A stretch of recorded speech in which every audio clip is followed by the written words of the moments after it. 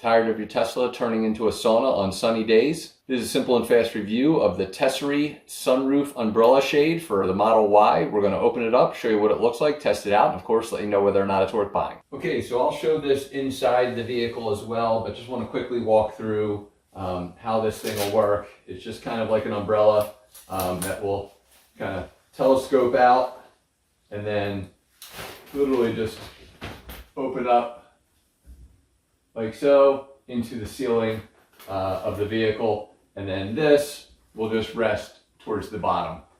So we'll go ahead and show that. The beauty is that there's a little bit of cushion here, so it shouldn't be an issue on anything.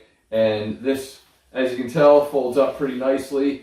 Then more importantly,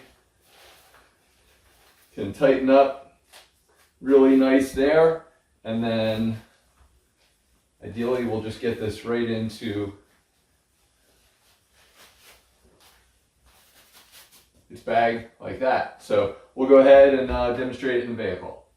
All right, so once you've got it opened, all you're going to do is kind of extend it like an umbrella and just click it in place, rest it on the seat, adjust as needed, and you've got a really nice coverage.